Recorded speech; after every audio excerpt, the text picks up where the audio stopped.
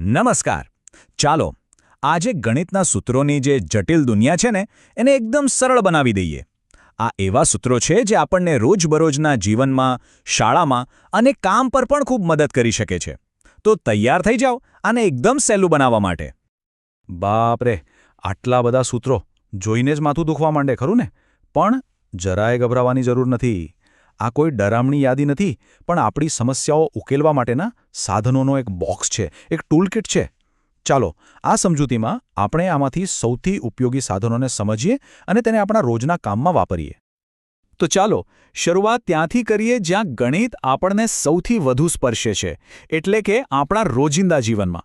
ખાસ કરીને જ્યારે આપણે ખરીદી કરતા હોઈએ કે પૈસાનો હિસાબ કિતાબ કરતા હોઈએ ત્યારે આ સૂત્રો બહુ જ કામમાં આવે છે. ચાલો એક નાનકડી કલ્પના કરીએ. આપણે ખરીદી કરવા ગયા છે અને આપણી મનપસંદ વસ્તુ પર લખ્યું છે 20% ડિસ્કાઉન્ટ. તો આનો અસલી મતલબ શું થયો? કેટલા પૈસા બચશે? આ સમજવા માટે આપણને ટકાવારીના એક સાવ સરળ સૂત્રની જરૂર પડશે. બસ એના માટે છે આ સૂત્ર. ટકાવારી એટલે શું? આખાનો એક નાનકડો ભાગ. અહીં હિસ્સો એટલે જે ડિસ્કાઉન્ટની રકમ છે એ, અને કુલ સંખ્યા એટલે વસ્તુની અસલી કિંમત. આ સૂત્રથી આપણે ફટાફટ જાણી શકીએ કે 20% એટલે ખરેખર કેટલા રૂપિયા બચ્યા. શોપિંગ કરતી વખતે આ જાણકારી બહુ કામ લાગે, નહીં? અને હા, શોપિંગની જેમ જ બિઝનેસમાં પણ ગણિત કામ આવે છે. નફો કે નુકસાન? નફો ક્યારે થાય? જ્યારે વેચાણ કિંમત ખરીદ કિંમતથી વધુ હોય, અને ખોટ જ્યારે ઓછી હોય. પણ એક વાત ખાસ યાદ રાખવા જેવી છે. નફો હોય કે ખોટ, એની ટકાવારી હંમેશા ને હંમેશા ખરીદ કિંમત પર જ ગણાય છે. આ પોઈન્ટ બહુ જ મહત્વનો છે. ચાલો હવે રોજિંદા હિસાબોમાંથી બહાર નીકળીને થોડી સ્પીડ પકડીએ અને જોઈએ કે ગણિત આપણને સમય, ગતિ અને કામના કોયડા ઉકેલવામાં કેવી રીતે મદદ કરે છે. આહા, આ તો એવો સવાલ છે જે આપણે સ્કૂલમાં સાંભળીને જ મોટા થયા છીએ. જો એક વ્યક્તિ એક કામ 4 કલાકમાં કરે અને બીજો 6 કલાકમાં, તો બંને ભેગા મળીને કેટલી વારમાં પૂરું કરશે? જવાબ સીધો 5 કલાક નથી હો. એના માટે પણ એક મસ્ત સૂત્ર છે. આ સમસ્યાનો ઉકેલ આ સૂત્રમાં છુપાયેલો છે. અહીં ટી એટલે બંને ભેગા મળીને જે સમય લે, T1 અને T2 એટલે બંનેનો અલગ અલગ સમય.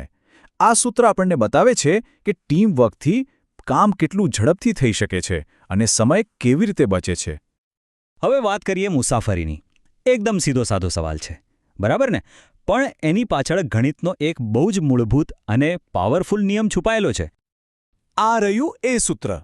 ઝડપ, અંતર અને સમય, આ ત્રણેય પાક્કા દોસ્ત છે. જો આપણને કોઈ પણ બે ખબર હોય તો ત્રીજો તરત મળી જાય. આ સૂત્રને આપણી જરૂરિયાત મુજબ આમ તેમ ફેરવી પણ શકાય. જેમ કે સમય શોધવો હોય તો અંતર ભાગ્યા ઝડપ કેટલું સહેલું છે. ઓકે, તો હિસાબો અને ઝડપની વાત થઈ ગઈ. હવે ચાલો આકારોની મજાની દુનિયામાં એક ડૂબકી મારીએ. આપણી આસપાસ દેખાતી દરેક વસ્તુનો કોઈકને કોઈક આકાર તો હોય જ છે, અને ગણિત તેને માપવામાં મદદ કરે છે. સૌથી સરળ આકારથી શરૂ કરીએ. ચોરસ. એની અંદરની જગ્યા એટલે કે ક્ષેત્રફળ શોધવું હોય તો બસ એની એક બાજુની લંબાઈને એનાથી જ ગુણી નાખો, એટલે કે બાજુનો વર્ગ. સિમ્પલ. હવે વારો છે વર્તુળનો. આનું ક્ષેત્રફળ શોધવા માટે આપણે પાય અને ત્રિજ્યા આરના વર્ગનો ઉપયોગ કરીએ છીએ. હવે આ પાય શું છે? એ એક જાદુઈ નંબર છે જે હંમેશા એક સરખો રહે છે, લગભગ 3.14. એમ સમજો કે વર્તુળને સમજવાની આ ચાવી છે. ચાલો હવે સપાટ આકારોમાંથી બહાર આવીને 3D દુનિયામાં જઈએ. આ છે ઘન, એટલે કે 3D ચોરસ. એ કેટલી જગ્યા રોકે છે એટલે કે એનું ઘનફળ શોધવા માટે બસ બાજુની લંબાઈનો 3 વાર ગુણાકાર કરો, એટલે કે બાજુનો ઘન. અને હવે નળાકાર. પાણીની બોટલ હોય કે પછી ઘરની ટાંકી, એમાં કેટલું પાણી સમાશે એ જાણવા માટે એના ગોળ પાયાનું ક્ષેત્રફળ શોધીને એને ઊંચાઈ સાથે ગુણી નાખો. બસ આટલું જ. સારું, અત્યાર સુધી બધું જ દેખાતું હતું, માપી શકાતું હતું. પણ હવે થોડી એવી વાત કરીએ જે દેખાતી નથી પણ બહુ જ કામની છે. બીજગણિત અને સંભાવના. આ આપણને અજાણી વસ્તુઓ શોધવામાં અને ભવિષ્યનો અંદાજ લગાવવામાં મદદ કરે છે. યાદ છે સ્કૂલના દિવસો? a+b² ને જોઈને જ પરસેવો છૂટી જતો. પણ ખરેખર તો આને સોલ્વ કરવાનો એકદમ સહેલો શોર્ટકટ છે. આ રહ્યો એ શોર્ટકટ.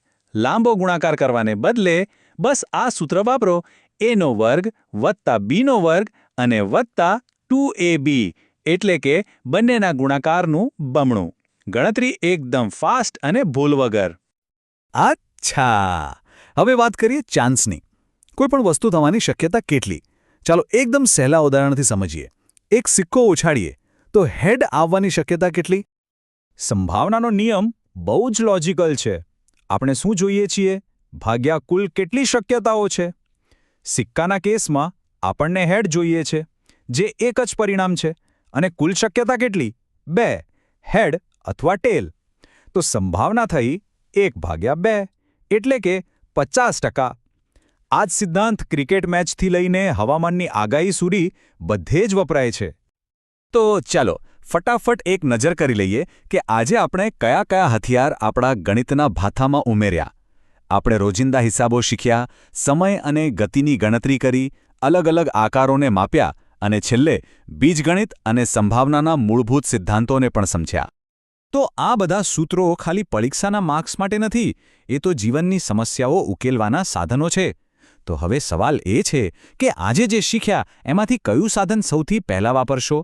શોપિંગમાં ડિસ્કાઉન્ટ ગણવા, કોઈ મુસાફરીનો સમય કાઢવા, કે પછી કોઈ રમત જીતવાની શક્યતા શોધવા?